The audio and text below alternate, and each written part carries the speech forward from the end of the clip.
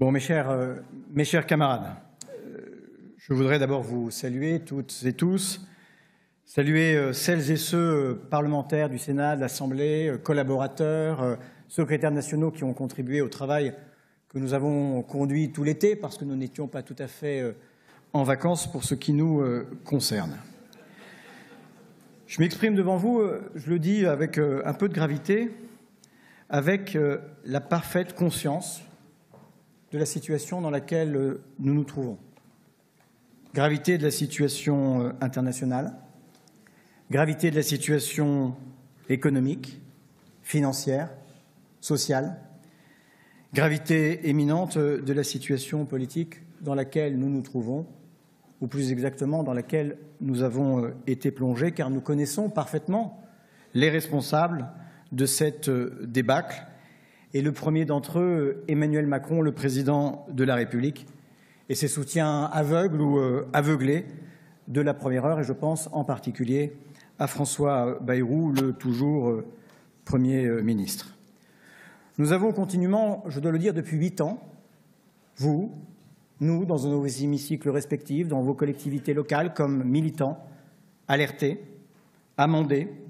Nous avons formulé des propositions, nous avons même essayé de négocier un accord de non-censure et nous nous sommes régulièrement heurtés à l'indifférence, au quolibet, au mépris parfois, et en définitive, dans une période récente, à la trahison. Alors, à celui qui va nous poser la question de savoir si nous avons confiance, je crois que nous pouvons lui dire sans embâche non, Monsieur Bayrou.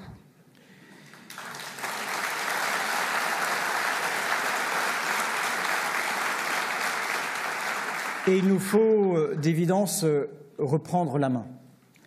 Reprendre la main, comme parfois, quand l'histoire se fait tragique et menaçante, les socialistes ont le devoir d'être au rendez-vous. Car il est important, Patrick le fera plus en détail que moi, de dire où ils veulent nous entraîner. De quoi le plan de Bayrou est le nom? Celui de la souffrance humaine, de l'injustice sociale, de l'inefficacité économique. Et le scénario à la grecque qu'il agite en permanence où l'on est en réalité le scénario qu'il propose aux Françaises et aux Français. C'est l'écrasement d'une croissance déjà parmi les plus faibles d'Europe. C'est la restriction d'un pouvoir d'achat à tonnes. C'est l'augmentation promise du chômage à 9% en 2027. C'est l'étranglement de services publics qui déjà n'en peuvent plus, et je pense à l'école et à l'hôpital en particulier. C'est en conclusion l'impossibilité de réduire les déficits. C'est ajouter de la crise à la crise.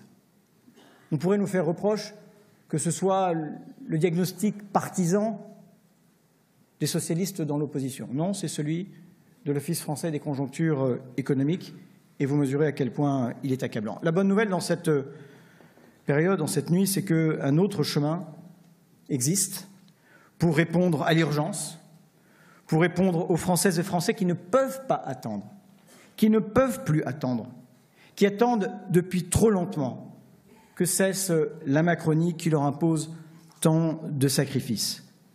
Les travailleurs qui ne vivent pas toujours de leur travail, les services publics qui s'enfoncent dans la difficulté, les chefs d'entreprise de nos territoires qui partout voient la consommation réduite et les carnets de commandes se vider et qui s'inquiètent pour eux-mêmes et pour la salariée. Un autre chemin, donc, que nous présenterons avec les députés et les sénateurs qui ont travaillé toutes les vacances et jusqu'à tard cette nuit pour sortir de l'impasse sans attendre 2027, sans attendre une hypothétique dissolution ou une éventuelle élection présidentielle anticipée. Un autre chemin comme un premier pas et un début d'espoir pour transformer le blocage annoncé de notre pays en changement, enfin. Je voudrais, à cet instant, sans entrer dans un détail qui vous sera donné ensuite, donner quelques-uns des principes et quelques-unes des mesures qui ont guidé notre travail. Nous voulons d'abord non seulement épargner les ménages modestes, les classes populaires, les classes moyennes, les hommes et les femmes qui n'ont que leur force de travail pour vivre, celles et ceux que nous vous avons applaudis aux 20 heures à l'occasion d'une crise dont chacun se souvient. Mais nous voulons plus encore soutenir leur pouvoir d'achat parce que pour beaucoup d'entre eux, il est de plus en plus difficile de terminer le mois. Nous allons ainsi proposer une baisse ciblée de la CSG entre 1 et 1,4 SMIC pour que des millions de travailleuses et de travailleurs voient le soutien à leur salaire massivement consacré. Nous voulons également revenir sur la réforme des retraites qui, par millions, a convoqué les Français dans la rue. Suspension immédiate et négociation dans le même délai en demandant aux partenaires sociaux de négocier les modalités et le financement d'un retour de la retraite à 62 ans. Nous proposons de mettre à contribution les très hauts patrimoines, celles et ceux qui se sont enrichis depuis 8 ans, dont le patrimoine s'est grossi dans la crise et parfois même de la crise à travers une taxe inspirée des travaux de Gabriel Zucman. Il manque 60 milliards chaque année à nos services publics, à notre redressement industriel, à la préparation écologique de l'avenir.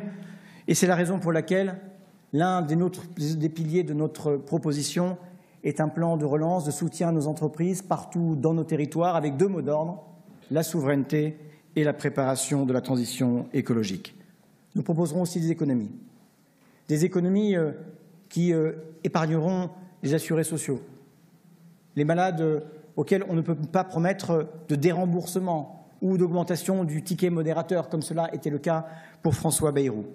Parce que oui, je le dis aussi, nous réduirons les déficits, ni de la manière, ni dans le rythme injuste de François Bayrou. Vous l'avez compris, la préparation de l'avenir et la justice, pas le travail, le capital, pas les jours fériés, les héritiers, pas le ruissellement, la redistribution, pas les PME, les multinationales, pas la récession, la relance.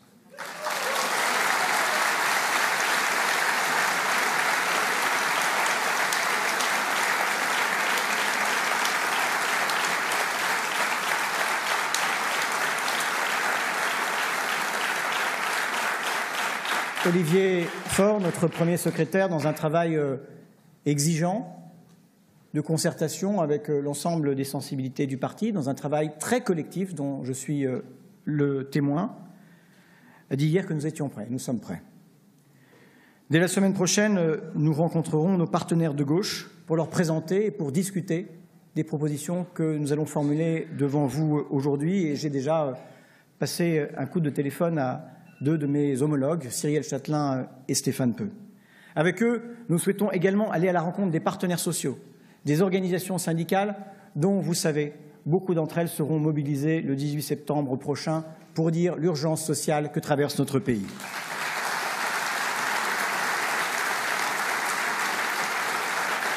Nous écouterons ce que les Français, le 10 septembre, auront à nous dire, leur colère, leurs impatiences, mais aussi leurs attentes et leurs espoirs. Et nous ferons en sorte de transformer leur désir de blocage en espoir pour demain de vivre mieux. Enfin, nous nous tournerons vers la seule majorité qui existe dans l'hémicycle de l'Assemblée nationale, vers les députés qui ont été élus dans l'élan de Front républicain, qui doivent se souvenir que par les urnes, le macronisme a perdu sa légitimité, qu'ils ont été battus dans la forme d'exercice de leur pouvoir comme de le fond de leurs projets qui nous ont conduits dans l'impasse dans laquelle nous sommes. Il leur faudra accepter les compromis exigeants au bénéfice des pays et du pays et des Français que nous mettons aujourd'hui sur la table. Mes chers camarades, avant de laisser la parole à Patrick Kanner, je voudrais vous dire que par nos propositions, soucieux des urgences économiques, écologiques, sociales du pays, nous sommes fidèles à nos électeurs de premier tour. Je voudrais vous dire aussi que par notre méthode, celle qui a été exposée hier dans le discours d'Olivier, nous sommes fidèles à nos électeurs de second tour. Nous n'avons qu'une seule exigence, qu'un seul souhait. Nous voulons servir et être utiles tout de suite aux Françaises et aux Français.